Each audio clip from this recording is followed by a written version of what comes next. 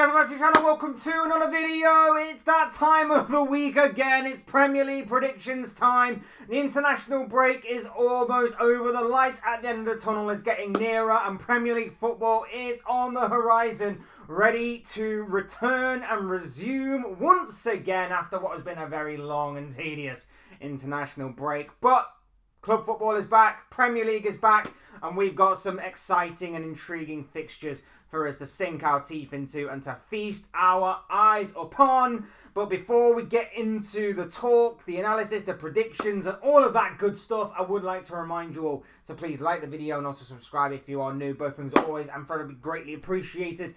And also, I want you to get involved as well. Where would a Premier League prediction video be without you beautiful people talking to me, commenting, giving me your thoughts, comments, opinions, but most of all, of course, your predictions and how you think each and every single Premier League game will go this weekend. We really do need those predictions so that we can gauge from you guys what you're thinking and feeling this weekend. So would love that interaction as well. Please do get involved. Use and abuse that comment section at your will, people, and talk to me on this. But without further ado, let's get on with the video. Let's get on with the predictions, and we're kicking things off with Saturday's lunchtime fixture. What a way to get back into the Premier League weekend than with a classic Premier League encounter of a London derby between Tottenham and West Ham. And I have gone with a 3-1 prediction in favour of Tottenham Hotspur. Now, of course, Tottenham will want to bounce back from that humiliating collapse last time out to Brighton, going 2-0 up at half-time, only to lose it in the second half. The final 45 minutes, Brighton came back to win 3-2. Tottenham will want to bounce back. They will want to redeem themselves, and I think they will do that against the West Ham side, who, of course, got a bit of a great, it was a really great result against Ipswich. They won by 4-1. They got a bit of redemption going into the international break after what has been a very poor start to the season from them. West Ham can be a bit of a bogey side for Spurs, it has to be said. But I just think with the way that they're playing on the Julian Lopetegui at the moment, it is a bit... If they play that way, and if they don't change it up, and if they don't adapt, it could be a bit suicidal playing against a Tottenham side that will obviously want to press from the front, be extremely attacking. And of course, with the kind of form that Brennan Johnson was in, he'll be looking to, hopefully for him, pick up from where he left off at the end of before the international break took over. Spurs to win this game. I think they've got the attacking prowess, and I think they will obviously have the chances to really put West Ham to the sword here. But of course, West Ham will get something because Spurs are Spurs at the back. So I think Spurs will redeem themselves. They will get the 3 points, but it won't be a clean sheet for Ange Postecoglou's side. Moving on to our encounter at Craven Cottage between Fulham and Aston Villa, and I've gone with a 2-0 win to Unai Emery's side. Now, of course, Unai Emery's side, last time we saw them, drew 0-0 with Manchester United before the international break.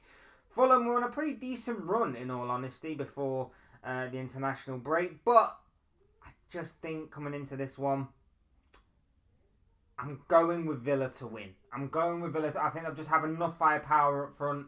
I think they've got enough in midfield, and I think they've got enough defensively to neutralise the threats that Fulham obviously possess. But that's not to say Fulham are poor in any shape or form, or this is a foregone conclusion. We know that they've been they've had a pretty decent start to the season. It's not exactly been incredible, but it's not exactly been shocking either. And as for Aston Villa, we know that obviously they'll be looking to continue their fine form and to continue from the good work that Unai Emery has done so far this season and in previous seasons for them as well. So I've gone with Aston Villa. I just think they will edge this one because of the firepower that they have, the quality that they'll have in the final third, and I think defensively as well, they will also manage to neutralise Fulham. So I've gone with a 2-0 win for Unai Emery's side there. Now, next up, we have got Ipswich against Everton.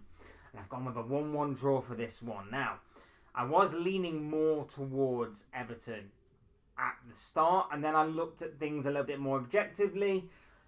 And then I sort of leant more towards Ipswich because I felt them being at home, there is an opportunity there to ruffle some feathers, to make their home ground a fortress, and especially against fellow relegation candidates, or potential relegation candidates, I should say, there is a very big possibility that Ipswich could cause an upset here and get a win. They'll obviously want to redeem themselves from that pretty poor 4-1 defeat at the hands of West Ham, of course, before the international break.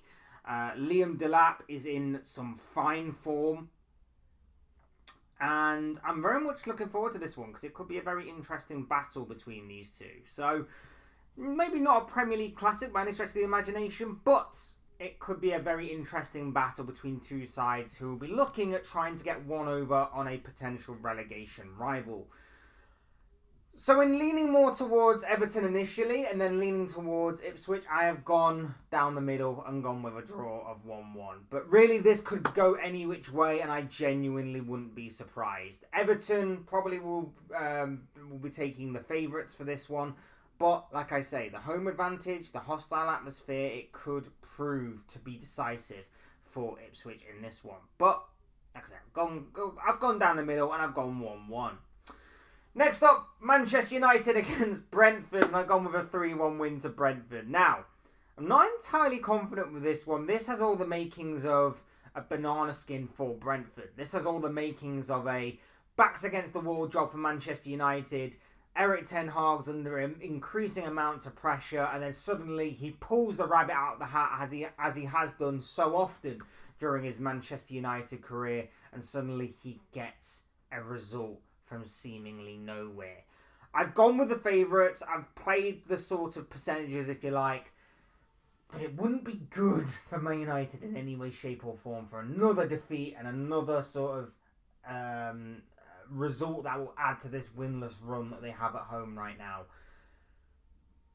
I've gone with Brentford to win. I've gone 3-1 because I feel like with the way that Brentford play, they could really cause some problems for that Man United backline, and especially with probably not playing a recognised left back as well, it could also be a weakness that Brentford may look to exploit. I also think that with the form of Brian and Mbeumo, and obviously with the way that they absolutely demolished their last opposition, Brentford could be smelling blood here. Again, the individuals of Manchester United, the individual style quality that they have, the individual match winners that they have that could turn up in the blink of an eye, could prove worthy for Manchester United, and they could actually, like I say, win this game in all honesty. But like I say, I'm going with the favourite. I'm going with, I would probably say, more of my heart than my gut or anything like that. Just seeing United in the mud is funny enough as it is, so that's a little bit influenced my prediction as well. So I'm going with Brentford to win. I'm going 3-1, but again, I would not be entirely surprised if this is a game that United randomly turn up for. They manage to pull a result out the hat for Erik ten Hag, and then all is rosy again in the garden of Manchester United, at least for another few days to a week. Who knows? Moving on, St James's Park is our next point of visit, and I have gone with a 2-1 win to Brighton. Now, I was having extreme difficulty predicting this one. Newcastle have started off the season really well. Brighton have started off the season really well. They'll still be riding off that high of coming back from 2 goals down to win 3-2 against Tottenham in that incredible game that played out just before the international break. Newcastle at home will be tough. I feel like this may be an unpopular opinion, this one, but I've just gone with 2-1 Brighton. I don't know what it is, but there's something about Brighton that in these kinds of situations, they tend to pull it off. They tend to pull it off. And I think this one could be a very entertaining and very intriguing game. It's one that I'm certainly looking forward to. But a 0-0 draw last time out for Newcastle. Obviously, they had that missed penalty from Anthony Gordon. It wasn't exactly a great return to Goodison Park for him. I feel like Newcastle could get a result, and this one is not a prediction that I'm entirely confident of, but I am expecting a really great game of football between two sides that are going to be looking to get the ball down and playing some nice football in this one. So it's a game I'm very much looking forward to. It's a game that I'm finding very difficult to predict, but I don't know, my gut was telling me that Brighton might be able to pull something off here, which is why I have gone for the Seagulls to win. As I'm saying it, I sort of kind of wish I'd probably gone with Newcastle, the flip reverse of this scoreline, but I'm sticking with my initial thought. I'm going 2-1, and I'm going to say Brighton just about get the job done. Next, we're moving on to Southampton against Leicester. Again, two potential relegation rivals battling it out at St Mary's, and I've gone with a 2-1 win to Leicester. Now, of course, Leicester picked up a victory last time out. Incredible fashion. Brilliant for them. And they're coming up against a side in Southampton who are yet to win this season. This one could go any which way. It has all the makings of a game which is going to be nerve-wracking. It has all the makings of a game which is not going to maybe be a Premier League classic by any stretch of the imagination, but something that could be a bit scrappy, a bit nervy. Two teams that don't want to lose, but also need to kind of go for the win at the same time.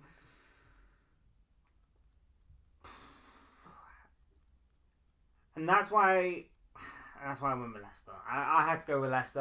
I think with the way that Southampton play, I think it could play into Leicester's hands.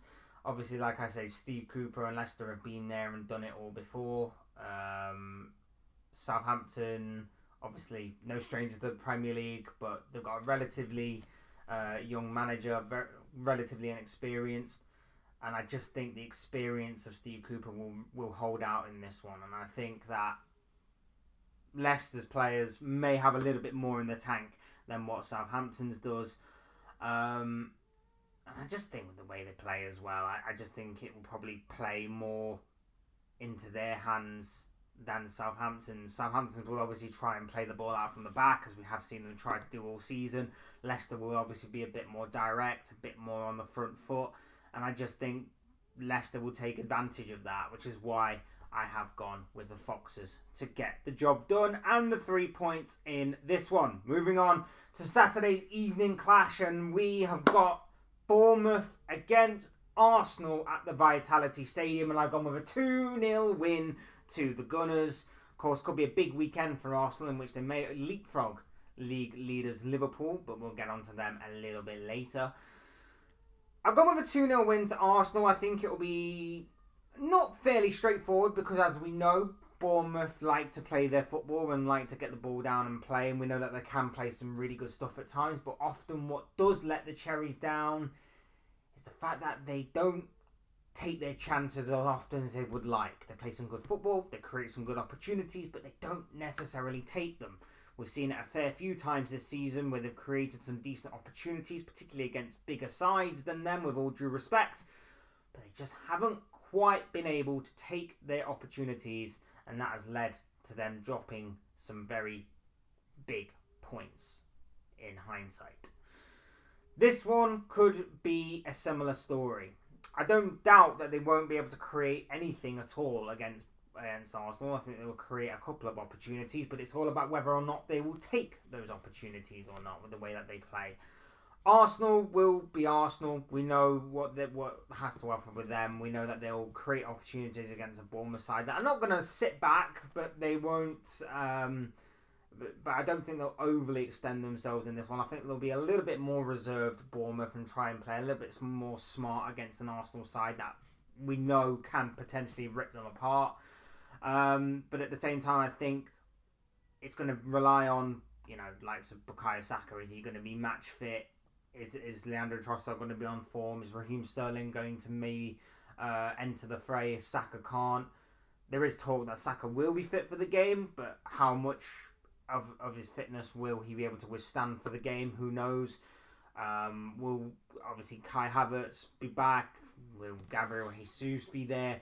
A lot of things riding on Arsenal's player profile and squad, and who's fit, who's not fit, who's fit enough to play the majority of the game, who's only fit enough to maybe make a bit of a cameo appearance, things like that.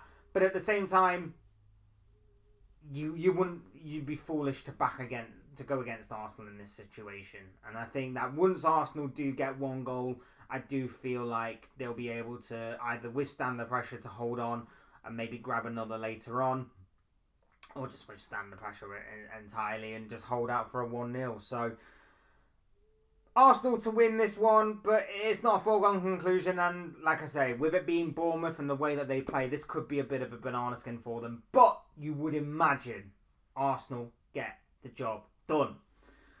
Moving on, Wolves against Manchester City, and I've gone with a 3-0 win to Manchester City. City, of course, have found Wolves a bit of a bogey side in recent times. I think that's safe to say. But I feel like with the way that there is mounting pressure on Gary O'Neill, the way that they haven't exactly started the season off in the best of ways, you can really tell they are missing some of the key players that, of course, they sold this summer and not exactly replaced. It's got to be Man City for me. There's only one really real conclusion to draw from this, and that's a City victory. I hope I'm wrong, and I hope that obviously Wolves can take more points off Manchester City in this one. But for our Sunday afternoon viewing, I don't necessarily see anything other than a Manchester City win, and a pretty comfortable win at that. And we know that obviously City's defence isn't exactly watertight, and it can obviously leak opportunities, chances, and even goals. But I still think that maybe this is the game where City get a clean sheet, City get back on track, and City comprehensively deal with a side that is obviously a little bit in the mud right now, haven't won a game, rock bottom of the table, and dare I say, could be Gary O'Neill's last stand as manager? I don't know. I don't really follow that story extremely closely enough to know. And, you know, it probably would have made more sense for them to maybe sack him during the international break if that was to be the direction they go down, especially when you look on the horizon and you go, oh, we've got City next. Well, we may not win that game. But yeah, City to win this game. Fingers crossed there's an upset, but I highly doubt it given the start of the season Wolves have had in comparison to City. And I think City will get the job done pretty comprehensively. Erling Haaland back on the score sheet. Yeah, it should be easy 3 points for Manchester City with all due respect. Moving on to Monday night's game, we're jumping ahead to Monday night's encounter at the City Ground between Nottingham Forest and Crystal Palace, and I've gone with a 2-2 draw. Again, this is a difficult one to call. Forest at home, having a very good start to the season. I can see them winning, and I did initially go for a Forest win before changing my mind. Palace, we know, can be awkward. Palace, we know, can be one of these teams that just turns up on the odd day and just plays their hearts out and leaves it all out there. I think this could be a very interesting game for our Monday night viewing. I can see chances at both ends. I can see both teams getting on the score sheet, and that's why I'm hoping for plenty of goals in this one.